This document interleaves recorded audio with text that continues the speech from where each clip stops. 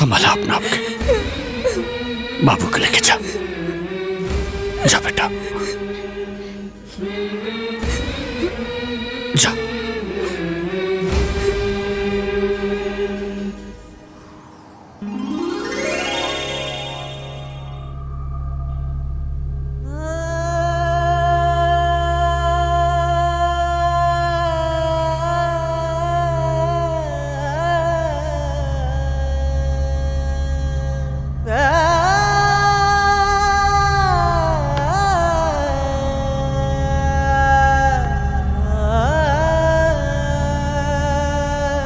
बेटा,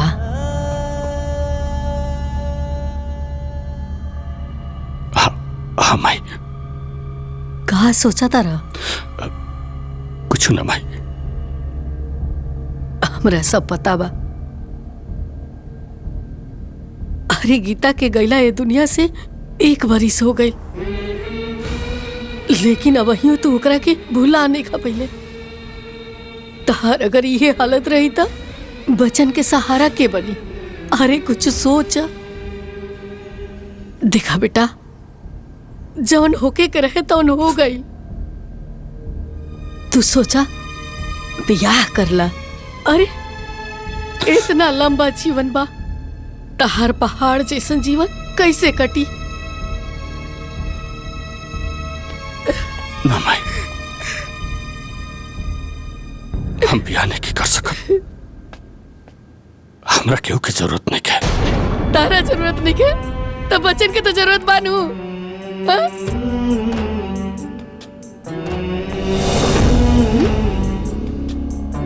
देख बेटा, अब ही इन्हन के प्यार दुलार ममता के बहुत ही जरूरत बा।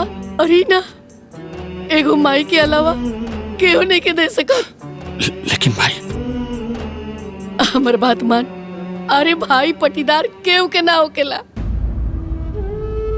रहल बात हमार, अरे हम के दिन जियब?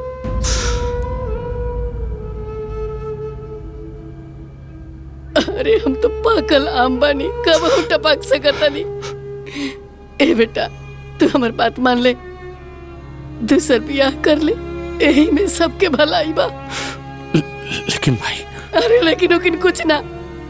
ते बच्चन के मुंह देख, उन्हीं के माई ला दे। भैया, माई एकदम सही कहत बाड़ी।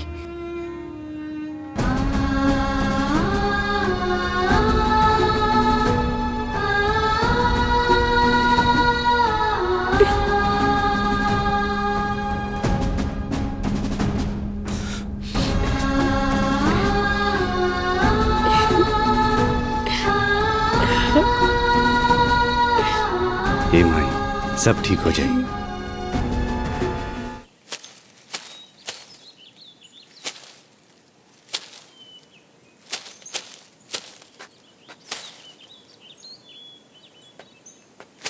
हेलो, हाय नैनू, जल्दी जल्दी काम खत्म करा। मौसम का कोनो भरोसा नहीं खे।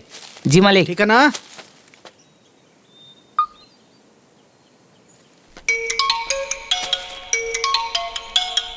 दीदी। हेलो दीदी। हेलो। प्रणाम दीदी, गोड़ लागत है। अरे खुशी रहा, खुशी रहा। का हाल चाल बा? हेलो दीदी, सब ठीक बा? हेलो, आपन बताई। अरे हम का बताई, हमरो सब ठीक है बा। बीजे के उदास चेहरा देखिला तो हमर करेजा फाटे लागेला। ओकरा के न दुख में हमरा ना देखल जाला। तारा के कितना बार कहनी, ओकरा खातिर एक सुंदर सुशील संस्कारी लड़की खोज के लावा, जवन बाल बच्चा संभाल सके। हाँ दीदिया, हम बतौले भुला गए रहली हैं। हम तोहरा के फोन करमिया रहली हैं। एगो हमारे साला के बेटी बिया। हेलो, पढ़ल लिखल सुशील बिया। हेलो, ये समझी सर्वगुण संपन्न बिया। हाँ हेलो, बाकी वो थोड़ा लोग गरीब बन है, रउआ लोग के बराबरी नहीं खे, यही से हम बतावल ना चाहत रहनी है। हाँ हेलो, आप कहीं तो हम बात शुरू करी दीदिया। अरे बात का करी, बात करो। अरे जब लड़की सुंदर सुशील संस्कारी बिया, बाल बच्चा संभाल सकतिया, तो ये अमीर गरीब के बात कोनो नहीं खे। अब मान लो लड़की में सब गुण रहे, अमीरो रहे, तो एगो अमीर बाप अपना बेटी के दुआ से बियाह करी नानू। हाँ हेलो, हाँ दीदिया, तू ठीक है कहत बड़ू। हाँ तो ठीक कहतानी तो तू ठीक कर। आज सब घर के काम काज छोड़ के जाके लड़की वाला से बात कर। ठीक बा दीदिया। हेलो, हाँ दीदी प्रणाम। खुशी रहा खुशी रहा। बात करे से तो जाते हल्लो हल्लो करत रहेला।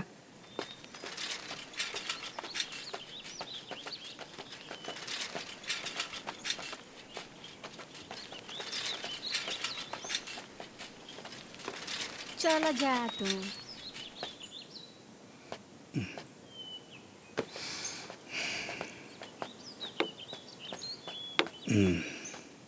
कहाँ गए रहा बाबू?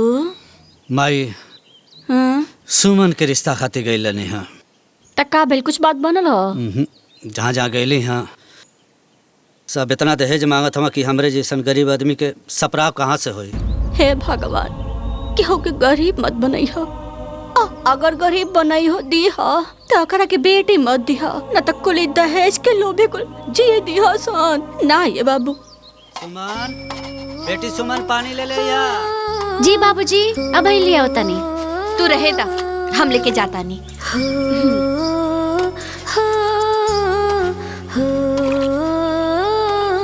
जल्दी ले आवा हो।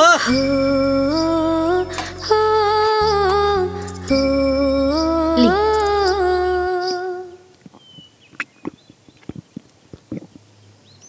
का भेल? जहाँ गई रहनी हा घर परिवार बढ़िया बा? हाँ हाँ सब अच्छा रहा, लेकिन बियाह ना हुई। काहे? काहे कि वो लोग के लड़की ना दहेज का बुखाई लो। वो लोग इतना ज्यादा मांगत है कि हमार सपराव ना हुई। हे भगवान, अब का हुई? अरे होई का, दूसर दिखाई। नसीब कहीं न कहीं टकरेबे करी। का टकराई है बाबू? 12 से 14 जगह जा चुकल बाड़ा। एड़ी के पसीना कपारे पे चढ़ गए। का जने कहाँ लइका बौड़ी आयल बाना सन। देखा सुमन कमाई, चिंता मत करा। समाज में बहुत लोग बाड़ा, कहीं न कहीं गुहार लगी जाए। आग लगे ऐसे समाज के और समाज के लोग के। ये सब ना कहे के बात है। न तो इतना अच्छा बेटी के वर ढूंढे में इतना परेशानी नहीं खे होत। सुमन कमाई, परेशान मत होगा। फिर काल एक जगह जाए के बाद शायद काम बन जाए। हे डी बाबा, हे काली माई, हमरा से कौन गलती हो गए? माफ करियो गलती के। हमरा पोती के एगो सुंदर घर बर देती। हे डी बाबा, अम्मा जी के दरखास्त सुन ले। हम रवा की कढ़ाई चढ़ाई।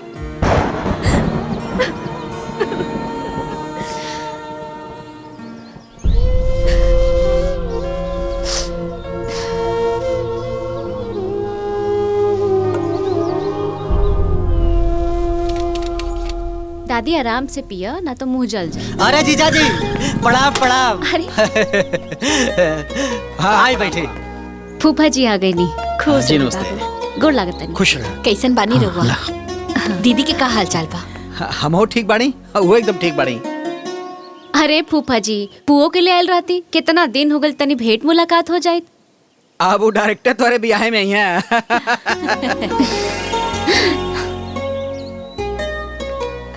जब ब्याह तय हो तब ना, इतना जगह गई कहीं ठिकाते नहीं खे। बढ़िया भइले बाबू जी ते आ गइल हो। गोपाल हमारा अकेले परेशान बड़े खोज खोज। देखा है, हम तो बतौले भुला गईली। हमारे रिश्तेदारी में एगो बहुत बढ़िया निम्न रिश्ता बा। हाँ, दुइया गुण को लड़का बाड़ा, बहुत बड़ा मनई बाड़ा लोग। दोनों लड़का सरकारी नौकरी में बाड़ा। लड़का जोन बा जिला पंचायत में जई बा। अगर रिश्ता घर में हो जाई, समझ ला सुमन बिटिया के भाग खुल जाई। लेकिन लेकिन का? लेकिन का? लड़कवा तनी दुआ बा। पत्नी जोन बा बीमारी मर गई लल। ओसे एगो लड़का बा, एगो लड़की बा। दुआ? अरे टक्का भइल। ऐसन घर बर बड़ा भाग से मिलेला। हाँ। लेकिन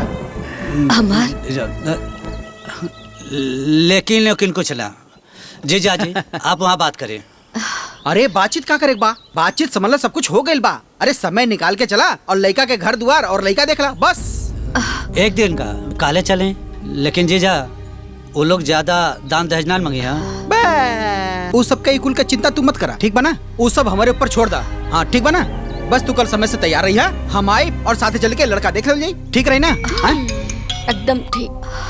हेलो, हाँ प्रणाम, आवता नहीं। हेलो, वकील साहब से मिल लिया। हाँ प्रणाम। जा बाबू तू जा। जीजा चाय पानी।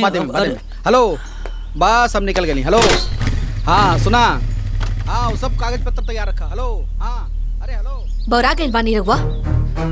का भइल? का भइल? हमार बिटिया कोनो उठल्लू के चूल्हा नहीं खे कि जहाँ मर्जी वहाँ फेंक दी। कितना कसब से ओकरा के पैदा केले बानी, लाड प्यार पाल पोस के बड़ा केले बानी, और रहुआ ओकर दुआ ब्याह करे के सोचत बानी। कमी बेटी में ना, कमी हमहन में बा। तनी सोचा, ऐसन घर बर में हमन के ब्याह करे का औकात था? इता सुमन का भाग है, न ते गरीबी में ऐसन। गरीब होखला के मतलब ई ना है कि हम अपने बिटिया के हाथ केहू के भी हाथ में दे दी। हमरे बेटी में कौन कमी है जो हम ओकर दुआ ब्याह करी? अरे बियाह बर से होला, बरगद से ना। अरे बारात दरवाजा पे आई तो हमारे रिश्तेदार और पड़ोसी का कही, ताना मारी हमरा के, रवा मना कर दी, ई ब्याह ना होई। सुमन का मम्मी बात समझने का कोशिश करा। अरे उन लोग का घर धन दौलत से भरल बा। सुमन वहाँ राज करी, ओके कोनो तकलीफ ना होई। जीवन खाली धन दौलत से ना चलेला, परिवार से चलेला। हम नहीं के चाहत कि हमार बेटी के जीवन में दुख होके कि केकर से होकर बिया हो गइल बा। एकर फैसला हम लोग सुमने से पूछ के कर लिहल जाओ। अगर वो कही हाँ तो बिया होई, वो कही ना तो ना होई। सुमन बेटी, सुमन आओ तनी बाबूजी।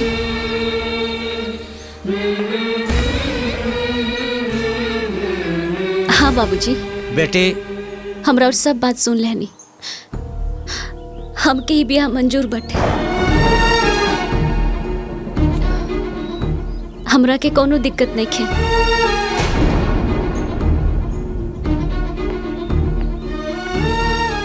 सुन ले लू ना, हो गई फैसला। सुमन, ए सुमन,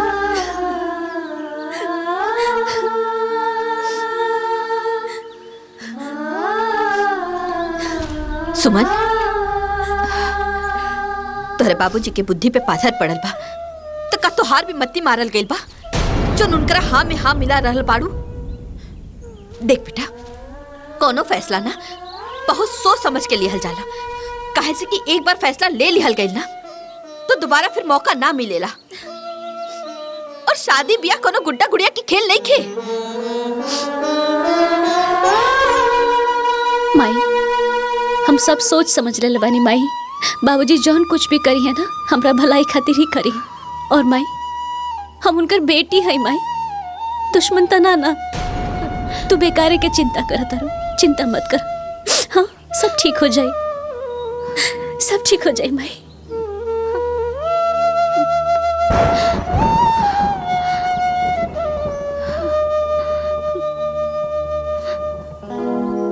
देखी, हमार हैसियत राउत बराबर लइखे। हम बहुत गरीब हैं, हम आपके दहेज में कुछ ना दे पाए। अरे अरे रउआ ऐसे मत बोली, हैसियत ता देवे वाला के देखल जाला, लेवे वाला के ना। आप अपन बिटिया हमरा के दे रहल बानी त दाता त रउआ भइनी ना। और रहल बात दहेज के, त रउआ एक जोड़ी कपड़ा में अपन बिटिया के हमरा घरे विदा कर दी, हमरा बड़ा खुशी हुई। हमरा दुल्हन चाही दहेज ना, जे आके हमनी के घर परिवार के संभाल सके, बचन के संभाल सके। बाकी भगवान के देहल सब कुछ बा हमरा भी। अरे एकर चिंता मत करी, हमार बेटी बहुत गुणी भी है, उ सब संभाल ले। हाय ओकर फोटो। ए माई, लड़की तो बहुत सुंदर बाड़ी, हमनी के घर में एकदम फिट हो जाए। हमारा तरफ से तो डन बा। और जब दोनों तरफ से डन बा तो जल्दी से दिन बार रख ला लोगन। अरे भैया आई। प्रणाम। खुश रह। बैठी बैठी। आओ विजय बैठा। विजय ये गोपाल बाड़ा है हमार साला। प्रणाम। इन्हीं के बेटी सुमन से तुम्हार ब्याह तय के दिले बानी। ये फोटो तू देख ला। अब मामा जी रउआ माई के पसंद बड़ी तो हमरा कोनो एतराज नहीं है। अब बस हमारे को शर्त बा। कैसन शर्त? देखी रउआ हमरा बात के बुरा मत माने। हम क्षमा चाहता नहीं, लेकिन हम रउआ बेटी से यह शर्त पर शादी करम जब वो ब्याह से पहले अपन ऑपरेशन करा लिया।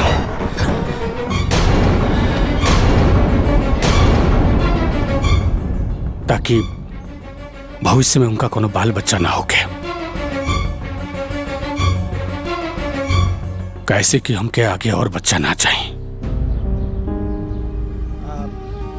लेकिन बेटा ई कहें? मामा जी घर में हम अपना लइकन खातिर माई लिया के चाहता नहीं, सौतेली माई ना।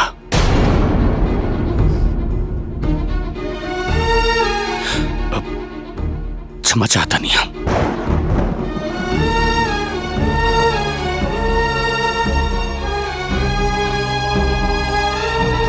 हमके मंजूर बा।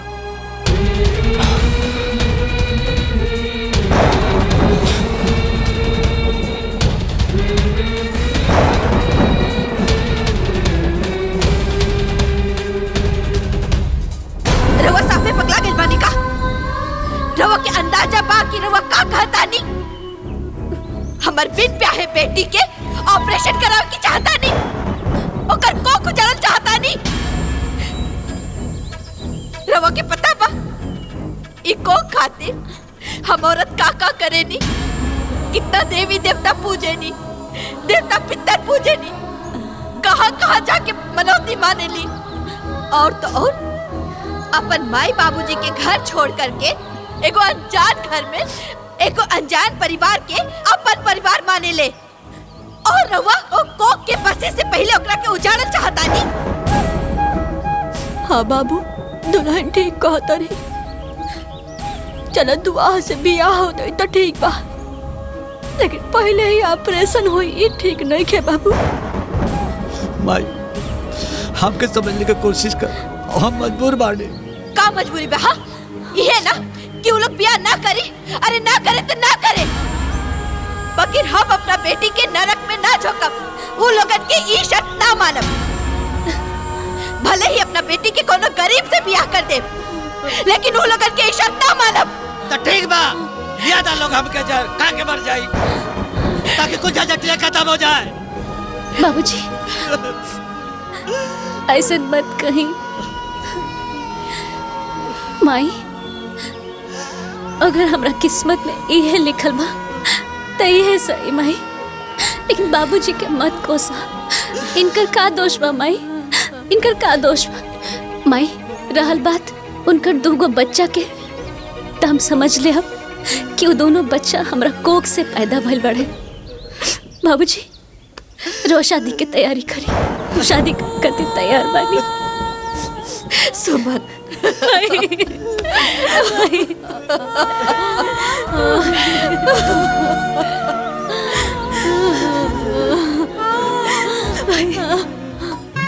ओम मंगलम भगवान विष्णु मंगलम गरुड़ध्वज मंगलम पुंडरीकाक्षाय मंगलाय तनोहरि सर्व मंगल मांगल्ये शिवे सर्वाधिसाधिके। ए दीदी लइकवा देखा, लइकवा कैसन बा?